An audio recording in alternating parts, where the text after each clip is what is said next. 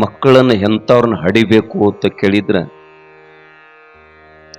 ತಾಯಿ ಜನ್ನಮ್ಮ ಎಂತ ಮಕ್ಕಳನ್ನ ಹಡದಳು, ಶಿವಾಜಿ ಮಹಾರಾಜರು ಎಂತ ಮಗನನ್ನ ಹಡದ್ರು. ಬಂಧುಗಳೇ, ಸಂಗೊಳ್ಳಿ ರಾಯಣ್ಣ ಎಂತ ಮಗಾಗಿ ಧರೆಗೆ ಬಂದ, ಬಸವ ಎಂತ ಮಗುವಾಗಿ ಜನಿಸಿದ್ದ. ಬಹುತೇಕ ಹಿಂದೆ ಇತಿಹಾಸಗಳು ನೆನಪಿಸುವುದು ಬೇಡ. ಇವತ್ತಿಗೆ ಪುಣ್ಯಾತ್ಮರೇ, ಶತಮಾನದ ಸಂತರು ನಡೆದಾಡುವ ದೇವರು ಬಿಚ್ಚರಿಗೆಯಿಂದ ಉದಯಿಸಿರತಕ್ಕಂಥ ಒಂದು ನಕ್ಷತ್ರ ಇಡೀ ವಿಶ್ವಕ್ಕೆ ಪುಣ್ಯಾತ್ಮರೇ ಬೆಳಕಾಯಿತು ಬೆಳಕಾಯಿತು ಅಂತ ಕರೀತಾರ. ಅಂತ ಒಂದು ಜ್ಯೋತಿ ನಮ್ಮ ಮಕ್ಕಳು ಆಗ್ಬೇಕು. ಅದಕ್ಕೆ ಒಂದು ಮಾತು ಬರ್ತದೆ, ಎಲ್ಲಿ ಹೆಣ್ಣು ಮಗಳಿಗೆ ಗೌರವ ಸ್ಥಾನ ಸಿಗ್ತದ, ಎಲ್ಲಿ ಹೆಣ್ಣು ಮಗಳು ಸಮಾಜವನ್ನು ಕಟ್ಟಬೇಕು, ಮನೆಯನ್ನು ಕಟ್ಟಬೇಕು, ನಾಡನ್ನು ಕಟ್ಟಬೇಕು ಅಂತಕ್ಕಂಥ ಕಲ್ಪನೆಯಿಂದ ಹೊರಗಡೆ ಹೆಜ್ಜೆ ಇರ್ತಾರ, ಆ ಊರು ಪುಣ್ಯಾತ್ಮರು ಸತ್ಯಂ ಶಿವಂ ಸುಂದರ ಆಗ್ತದಂತ. ಯಾಕಂದ್ರೆ ತಮ್ಗೆಲ್ಲ ಸಾವಿತ್ರಿಬಾಯಿ ಫುಲೆ ಅಂತ ತಿಳ್ಕೊಂಡು ಬಹಳ ದೊಡ್ಡ ತ್ಯಾಗವನ್ನು ಮಾಡ್ಯಾಳ. ನಾವೆಲ್ಲರೂ ಅಕ್ಷರದ ದೇವತೆ ಅಂತ ಸರಸ್ವತಿಯನ್ನು ಕರಿತೀವಿ. ಆದ್ರೆ ಪುಣ್ಯಾತ್ಮರೇ, ನಮ್ಮೆಲ್ಲರ ಬದುಕಿಗೆ ಅಕ್ಷರದ ಅರುವನ್ನು ತಂದು ಕೊಟ್ಟಿರ್ತಕ್ಕಂಥ ಅಕ್ಷರದ ಅವ್ವ ಯಾರೇ ಇದ್ರು ಪುಣ್ಯಾತ್ಮರೇ, ಆಕೆನ ಸಾವಿತ್ರಿಬಾಯಿ ಫುಲೆ ಅಂತಕ್ಕಂಥದ್ದು ನಾವೆಲ್ಲ ನೆನ್ಪಿಟ್ಕೋಬೇಕು ಬಂಧುಗಳೇ, ನೆನ್ಪಿಟ್ಕೋಬೇಕು. ಆವತ್ತಿನ ಕಾಲದಾಗ ಶಿಕ್ಷಣದಿಂದ ವಂಚಿತರಾಗ್ತಕ್ಕಂಥ ಸಮುದಾಯಕ್ಕೆ, ಹಿಂದುಳಿದ ವರ್ಗ ಬಳಗಕ್ಕೆ ಬಂಧುಗಳೇ ಶಿಕ್ಷಣ ಕೊಡೋ ಸಲುವಾಗಿ ಮುಂದುವರೆದ ಜನ ಆ ತಾಯಿ ದಾರಿಯಲ್ಲಿ ಹೋಗೋ ಕಾಲಕ್ಕೆ ಹೆಂಡಿ ಹೆಟ್ಟುತ್ತಿದ್ದರತ್ತೆ. ಹೆಂಡಿ, ನನ್ನ ಮಾತಿನ ಕಡೆ ಗಮನ ಕೊಡ್ರಿ. ಆದ್ರೂ ಕೂಡ ಪುಣ್ಯಾತ್ಮರ ಕೋಪ ಮಾಡ್ಕೊಳ್ಲಿಲ್ಲಂತ ಸಹನೆ. ನಾನು ಈ ವಿಷಯನೂ ಕೂಡ ಇವತ್ತು ಸಜ್ಜನ ಅಂತ ವಿಷಯನೇ. ಯಾರಿಗೆ ಸಜ್ಜನ ಅನ್ನಬೇಕು ಅಂತ ಕೇಳಿದ್ರೆ ತಿತಿಕ್ಷಾ ಅಂತ ಕರೀತಾರ. ಸಹನೆ, ಶಾಂತಿ, ಶಾಂತಿ ಬಂಧುಗಳೇ. ದಾರಿಗೆ ಹೋಗೋ ಕಾಲಕ್ಕೆ ಬಂಧುಗಳೇ, ಆ ಜಗನ್ಮಾತೆಗೆ, ಸಾವಿತ್ರಿಬಾಯಿ ಫುಲೆಗೆ ಮುಂದುವರೆದಿರ್ತಕ್ಕಂಥ ಸಮುದಾಯ ಈ ಹಿಂದುಳಿದ ವರ್ಗಕ್ಕೆ ಶಿಕ್ಷಣ ಕೊಡಬಾರದು, ಅಕ್ಷರದ ಅರಿವು ಮಾಡಿ ಕೊಡಬಾರ್ದು ತಿಳ್ಕೊಂಡು ಆಕೆ ಎಂತ ತೊಂದರೆ ಕೊಡ್ತಿರತಕ್ಕಂದ್ರ ತಾನು ಉಟ್ಟುಕೊಂಡಿರ್ತಕ್ಕಂಥ ಬಟ್ಟೆಗೆ ಸೆಗಣಿಯನ್ನು ಒಗಿತಿದ್ರು, ಸೆಗಣಿ. ಆದ್ರೂ ಕೂಡ ಪುಣ್ಯಾತ್ಮರೇ ಮರು ಮಾತನಾಡದೆ ಶಾಲೆಗೆ ಹೋಗಿ ತನ್ನ ಕೈಚೀಲದೊಳಗಿಂದ ಮತ್ತೆ ಒಂದು ಸೀರೆಯನ್ನು ತೆಗೆದುಕೊಂಡು ಆ ಬಟ್ಟೆ, ಸೆಗಣಿ ಆದಿರ್ತಕ್ಕಂಥ ಬಟ್ಟೆಯನ್ನು ಬಿಟ್ಟು ಮತ್ತೆ ಬಟ್ಟೆ ಉಟ್ಕೊಂಡು ಮಕ್ಕಳಿಗೆ ಶಿಕ್ಷಣ ಕೊಡ್ತಿದ್ದಳು.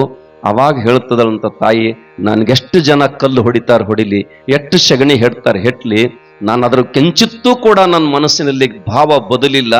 ಮಾವಿನ ಮರಕ್ಕೆ ಎಷ್ಟು ಕಲ್ಲು ಹೊಡೆದ್ರು ಕೂಡ ಮರ ಹಂಗ ಹಣ್ಣು ಕೊಟ್ಟೋದು, ಹಂಗ ನಾನು ನನ್ನಲ್ಲಿರ್ತಕ್ಕಂಥ ಶಿಕ್ಷಣ ಅಂತಕ್ಕಂಥದ್ದು ಹೂವನ್ನ ನಿಮ್ಮ ಮುಡಿಗೆ ತೊಡಸ್ಬೇಕು ಅಂತಕ್ಕಂಥದ್ದು ಒಂದೇ ಒಂದು ನನ್ನ ಕನಸೈತಿ ಅಂತಕ್ಕಂಥ ಮಾತನ್ನ ಆ ತಾಯಿ ಹೇಳ್ತಿರತ್ತ ಬಂಧುಗಳೇ.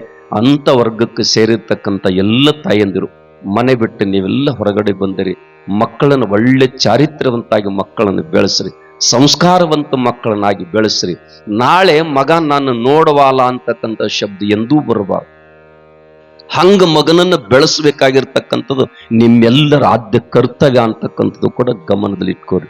ಅಂತ ಪುಣ್ಯಾತ್ಮರೇ, ಭವ್ಯ ಭಾರತದ ಇತಿಹಾಸವನ್ನ ಬರಿಲಿಕ್ಕೆ, ಮುನ್ನುಡಿಯನ್ನು ಬರಿಲಿಕ್ಕೆ ಸನ್ನದ್ಧರಾಗಿರತಕ್ಕಂಥ ಸಮಸ್ತ ಶ್ರದ್ಧೆಯ ತಾಯಿಂದರಿಗೆ ನಿಮಗೆಲ್ಲರಿಗೂ ಕೂಡ ಅನಂತ ಶರಣು ಶರಣಾರ್ಥಿಗಳನ್ನ ಹೇಳಿ, ಈ ಜೀವನ ಅಂತಕ್ಕಂಥ ಸಾಗರವನ್ನು ದಾಟಬೇಕಾಗಿತ್ತು. ನಾವೆಲ್ಲ ಭವಸಾಗರ ಅಂತ ಕರಿತಿರ್ಲಿಲ್ಲ, ಜೀವನ ಅಂತಕ್ಕಂಥ ಸಾಗರವನ್ನು ದಾಟಬೇಕಾಗಿತ್ತಂದ್ರೆ ಪುಣ್ಯಾತ್ಮರೇ ಇಲ್ಲಿ ದೋಣಿ ಅಂತ ಬರ್ತದ. ಯಾವ ದೋಣಿ ರೀ? ಇಲ್ಲಿ ಹೊಳೆ ಆಗಿರ್ತಕ್ಕಂಥದ್ದು ದೋಣಿ ಬೇರೆ. ಈ ಭವಸಾಗರ ಜೀವ ಸಾಗರವನ್ನ ದಾಟಿ ಪುಣ್ಯಾತ್ಮರ ಆಚೆಗೆ ಹೋಗಿ ಮುಟ್ಟಬೇಕಾಗ್ಯದ. ಇಲ್ಲಿ ದೋಣಿ ಯಾವುದು?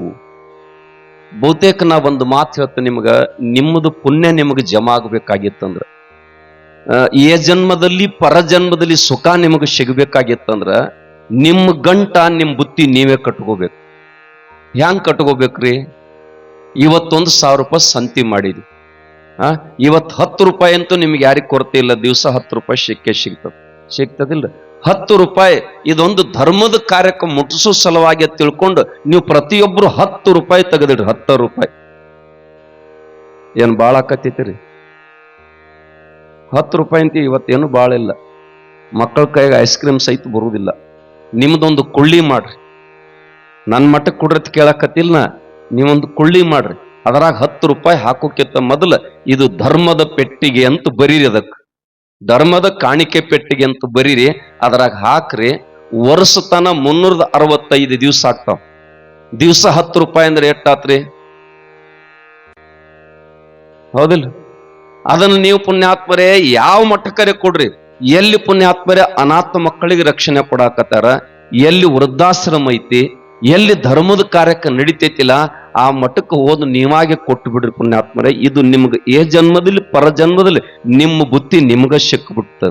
ಇವತ್ತಿಲ್ಲಿ ಒಂದು 500 ಜನ ಸೇರಿರಿ, 1000 ಮಂದಿ ಸೇರಿರಿ ಇಟ್ಕೊಂಡು ನೀವು ಬರೇ ದಿವ್ಸಕ್ಕೆ 10 ರೂಪಾಯಿ ಮನೆಯವ್ರು ಎಲ್ಲರೂ ಹಾಕೋದನ್ನ ಅಂದಿರಿ ನೀವು.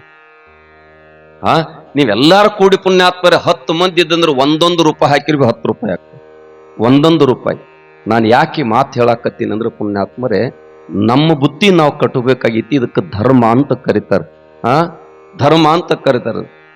ಬಂಧುಗಳೇ, ಧರ್ಮ, ಅರ್ಥ, ಕಾಮ, ಮೋಕ್ಷ 4 ಪುರುಷಾರ್ಥ ಅಂದ್ರೆ ಪುರುಷ. ನಾವು ಈ ರೀತಿ ಧರ್ಮವನ್ನು ಪುಣ್ಯಾತ್ಮರೇ ನಾವು ರಕ್ಷಣೆ ಮಾಡಿದ್ವಿ ಅಂದ್ರೆ ನಮ್ಮನ್ನ ಧರ್ಮ ಕಾಯ್ತದ. ನಿಜವಾಗಿರ್ತಕ್ಕಂಥ ಮೊನ್ನೆ ಹೇಳಿನ, ನಮ್ಮ ಮನ್ಯಾಗ ನಮ್ಮ ಯಜಮಾನ್ತಿಗೆ 1 ಲಕ್ಷ ಸೀರೆ ತಂದು ಕೊಟ್ಟರು ಅದಕ್ಕೆ ತಂದು ಕೊಟ್ಟಿರ್ಬೇಕಳು ಮಾಡ್ಕೊಂಡೇನು ಪುಕಡ್ ತರ್ತಾನಂತ ಅಂತಾರಿಲ್ ನೀವು.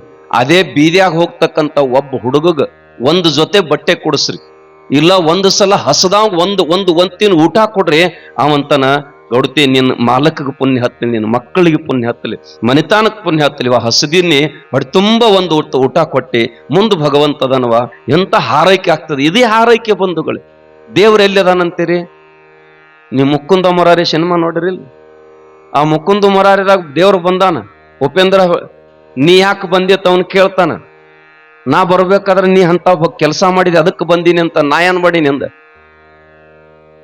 ಅಂಗವಿಕಲಿದ್ದ ಅವನು ಹೊತ್ಕೊಂಡು ತಂದು ಜಾಗಕ್ಕೆ ಬಿಟ್ಟು ಬೀದಿ ಒಳಗೆ ಚೆಲ್ಲಿರ್ತಕ್ಕಂಥ ಅನ್ನ ಆರಿಸಿ ತಿಂತಿದ್ದ ಅವನಿಗೆ ಕರ್ಕೊಂಡು ಹೋಟೆಲ್ ಊಟ ಕೊಟ್ಟು ಅವನಿಗೆ ನಿತ್ಯನೂ ಕೂಡ ಅನ್ನ ಹಾಕಿದೆ.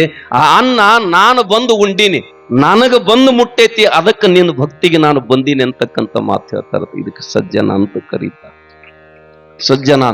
ನನ್ನ ಮನೆಯೊಳಗೆ ನಾ ಅರಮನೆ ಕಟ್ಟಬಹುದು. ನಾನು ಪುಣ್ಯಾತ್ಮರ ಅರಮನೆ ಕಟ್ಟಿರೋದು ಕೂಡ ಎಂದೂ ಸಾಧ್ಯ ಆಗೋದಿಲ್ಲ.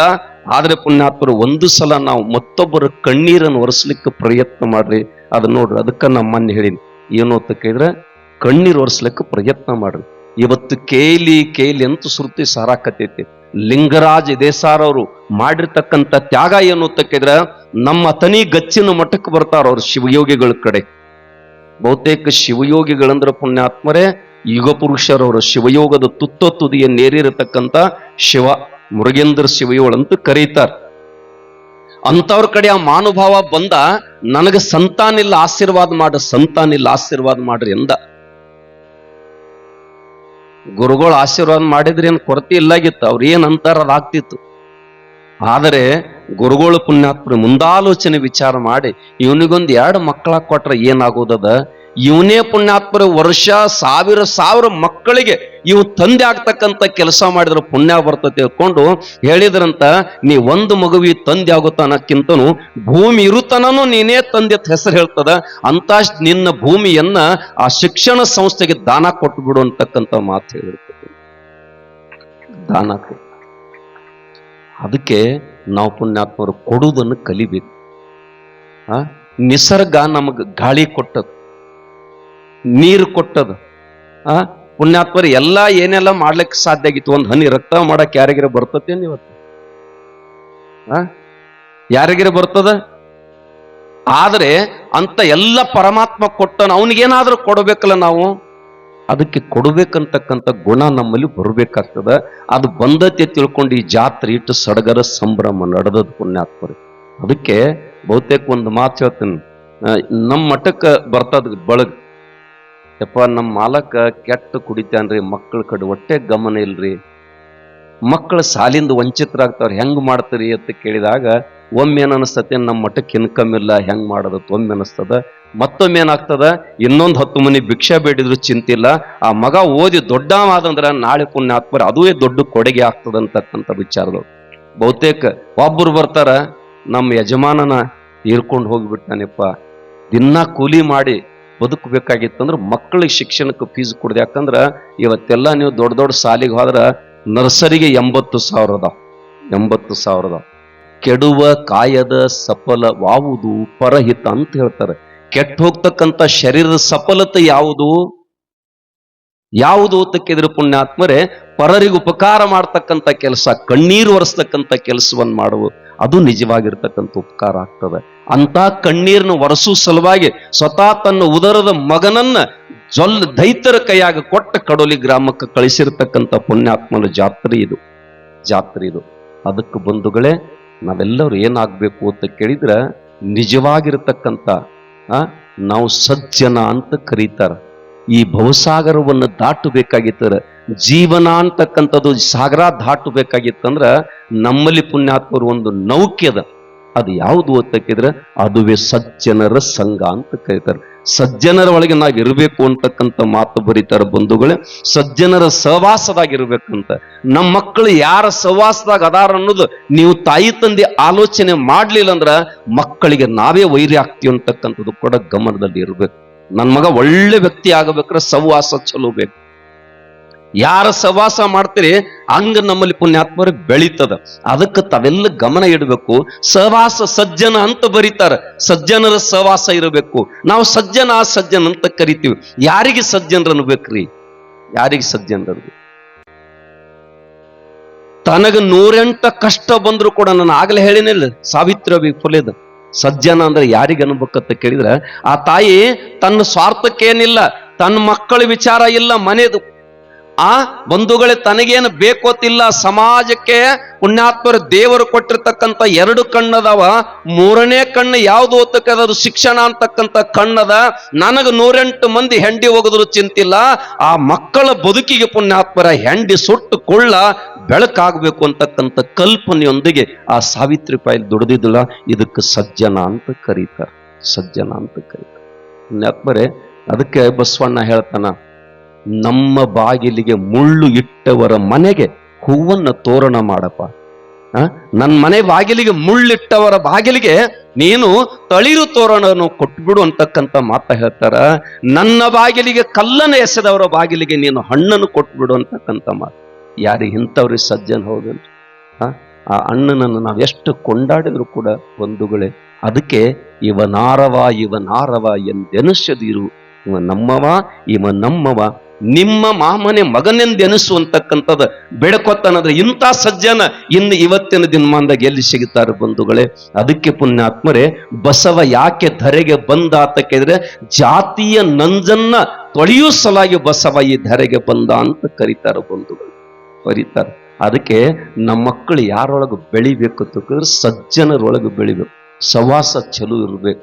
ಆ ಸವಾಸ ಚಲೋ ಇತ್ತಂದ್ರೆ ನೀವು ನೋಡಿರ್ಬೇಕ್ರ, ನಿಮಗೆ ತಿಳಿಯೋಂಗೆ ಹೇಳ್ಬೇಕಾಗಿತ್ತಂದ್ರ, ಈ 10 ಮಾರವನ್ನ ದೋಸ್ತಿ ಮಾಡಿದಿರಿ ಅಂದ್ರ ಕೇಳ್ರಿ ಅವ ಕುಡುದಿಲ್ಲಂದ, ನಾ ಬಿಡುದಿಲ್ಲಂದ, ಅವದ್ ಹೆಚ್ಚು ತಾಪಾಗಿ ಶಿಟ್ಟಿಗೆ 10 ಡೆಬ್ಬಿನ ನಿಮ್ ಮ್ಯಾಲ ಹೊಡೆದಂದ್ರಿ